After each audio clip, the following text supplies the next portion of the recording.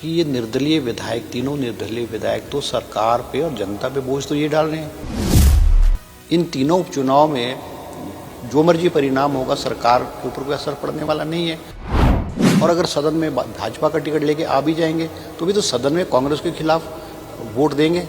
As निर्दलीय भी तो कांग्रेस पार्टी का विरोध कर सकते थे सदन में। वो पर्दे के पीछे क्या क्या खेल हुए और क्या क्या सौदेबाजी हुई वो सब जानते हैं।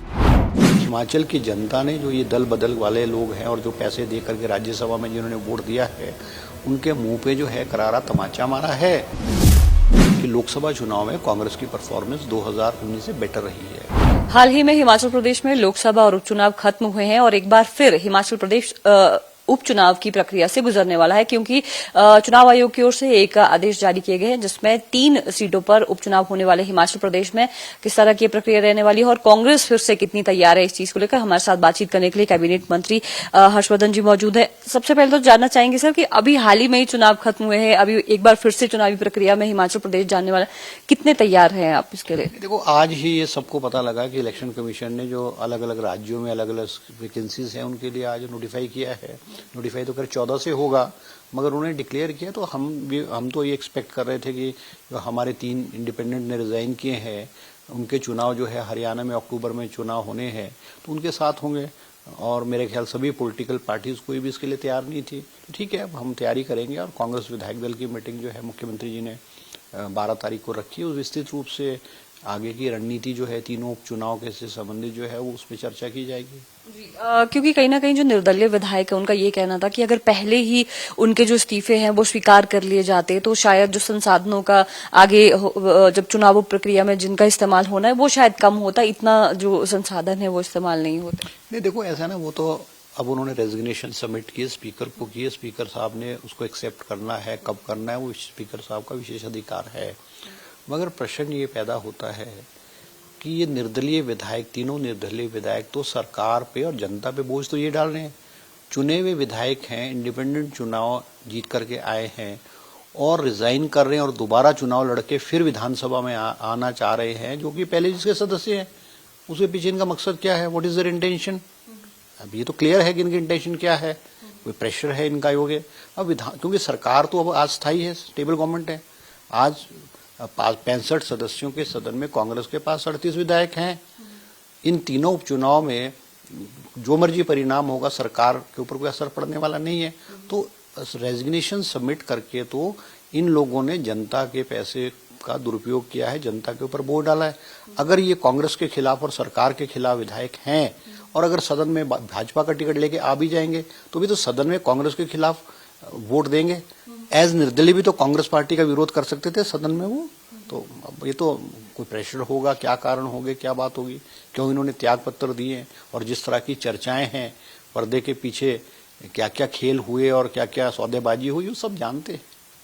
लेकिन नेता प्रतिपक्ष तो अभी भी यही कह रहे हैं कि जो 4 तारीख के लिए वो कह रहे थे पहले कि बड़ा फेरबदल होने वाला है हिमाचल प्रदेश में, सरकार में थोड़ा वक्त लगेगा लेकिन आने वाले समय में जरूर सरकार बदलने वाली है।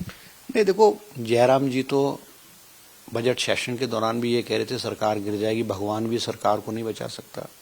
मगर 28 तारीख को कांग्रेस जो मुख्यमंत्री द्वारा बजट जो है वो सदन से पारित किया गया।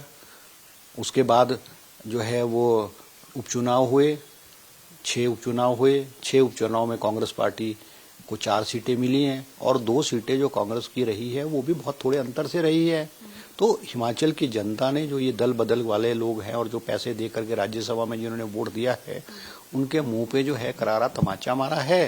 हिमाचल प्रदेश में जो है सौदेबाजी और ये जो भ्रष्टाचार वाली राजनीति है हिमाचल की जनता ने उसको रिजेक्ट किया है। और तीनों जो ये उपचुनाव होने वाले हैं इसमें भी यहाँ की जो जनता है, जिस भावना से उनकी जनता ने अपने 3 विधायकों को 5 साल के लिए भेजा और वो अपनी मर्जी से सौदेबाजी करने के बाद वो त्याग पत्र दे रहे हैं और जनता के बीच में जा रहे हैं, तो मुझे नहीं लगता कि वहाँ की जनता इनको बख्शेगी। तो अभी आप कितने आश्वस्त है जीत के लिए इन तीनों सीटों पर? लग रहा है अब कांग्रेस जीत पाएगी क्या? क्योंकि हाल ही में जो चुनाव के परिणाम आए हैं, लोकसभा चुनाव में एक भी सीट कांग्रेस ने नहीं जीती और 4 सीटें भले ही उपचुनाव में, लेकिन लीड भी हम देख रहे हैं कि काफी ज्यादा लीड रही है। तो क्या लग रहा है आपको कि कितने आश्वस्त है जीत के लिए आप इन तीनों? जो लोकसभा का चुनाव है वो उसमें वोटर का एक अलग नजरिया होता है और वो राष्ट्रीय लेवल पे नेशनल पर्सपेक्टिव में जो है वो लोग देखते हैं कि दिल्ली में कौन सरकार होगी, क्या नीति होगी, क्या कार्यक्रम होगा, कौन सी पार्टी, उसको देखते हैं। और एक बात मैं आपको कहना चाहूंगा कि लोकसभा चुनाव में कांग्रेस की परफॉर्मेंस 2019 से बेटर रही है। हमको 29% वोट जो है 2019 में मिले थे, इस चुनाव में हमको 42% वोट कांग्रेस पार्टी को मिला है। हमारी और शिमला वाली लोकसभा और मंडी में तो हम हजारों में इट इज बिलो 1 लाख, तो कोई ज्यादा अंतर नहीं है, ये ज्यादा अंतर नहीं है। और सबसे बड़ी बात है कि 6 उपचुनाव हुए, 6 में से 4 कांग्रेस पार्टी जीती है और जो 2 सीटें भी जो रही है वो बहुत थोड़े मार्जिन से रही है। तो निश्चित रूप से अब अगर ये 3 उपचुनाव होंगे तो उससे सरकार को तो कोई फर्क पड़ने वाला ही नहीं है। आज 65 के सदन में 38 विधायक जो है वो कांग्रेस पार्टी के हैं और ये 3 उपचुनाव होंगे, निश्चित रूप से हम तीनों की 3 सीटें जीतेंगे। और भारतीय जनता पार्टी के पास 27 विधायक है, कांग्रेस के पास 38 विधायक है, तो बीजेपी और कांग्रेस के बीच में तो डिफरेंस 11 विधायकों का है। तो 3 जो है 3 से कोई ज्यादा फर्क पड़ने वाला नहीं है। और जो तीनों विधानसभा के लोग हैं, चाहे नालागढ़ है, चाहे देरा है, चाहे हमीरपुर है, वो लोग अपने विधायक को विपक्ष में बैठने के लिए थोड़ी भेजेंगे, वो तो अपने विधायक को काम कराने के लिए भेजेंगे ताकि इस क्षेत्र का विकास हो, प्रगति हो। और निश्चित रूप से जो विधायक अगर कांग्रेस के चुन के आएंगे तो तीनों विधानसभा क्षेत्र में जो है वो विकास और की जो गति वो बढ़ेगी और काम होंगे। लेकिन 2 सीट्स के लिए तो पूरी तरह से आश्वस्त है, चाहे मंडी या शिमला की बात करें तो कमियां कहाँ रहेगी कि एक भी जो सीट है वो कांग्रेस के खाते में नहीं है? नहीं, देखो ओवरऑल अगर आप देखें ना, शिमला पार्लियामेंट्री में भी कुछ विधानसभा क्षेत्रों में बहुत हाई लीड आई है। खास करके सोलन जिले में जो हमारी परफॉर्मेंस है वो जो हमने एक्सपेक्ट किया था उसके मुताबिक नहीं हुई है। अब पौंटा विधानसभा क्षेत्र में भी अगर आप देख लो तो 15,000 की लीड आती है। तो 3-4 कॉन्स्टिट्यूंसीज तो ऐसी रही हैं कि जिनमें 15,000 के करीब, 14-15,000 के करीब लीड आई है। तो हमारा शिमला लोकसभा का जो समीकरण जो खराब हुआ है वो 3-4 कॉन्स्टिट्यूंसी की वजह से हुआ। अदरवाइज तो आप अगर ओवरऑल देखो तो ओवरऑल तो परफॉर्मेंस कांग्रेस की बहुत बेहतरीन है।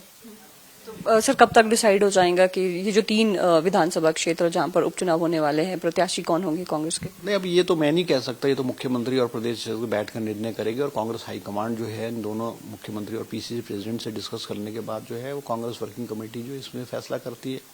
मंत्री हर्षवर्धन चौहान जिन्होंने सीधे तौर पर यहाँ पर कहा है कि भले ही चुनाव फिर से होने वाला है हिमाचल प्रदेश में 3 विधानसभा क्षेत्रों में, तो जीत यहाँ पर हिमाचल प्रदेश में कांग्रेस की होगी, क्योंकि हिमाचल प्रदेश की जनता ने जिस तरह से उपचुनाव में दल बदल करने की राजनीति को नकारा है, उसी तरह से आने वाले जो उपचुनाव है उसमें प्रदेश की जो जनता है वो कांग्रेस के पक्ष में यहाँ पर अपना समर्थन देने वाली है। शिमला से कैमरा पर्सन कार्तिक ठाकुर के साथ मैं रेशमा कश्यप, डेली पोस्ट पंजाब हरियाणा हिमाचल।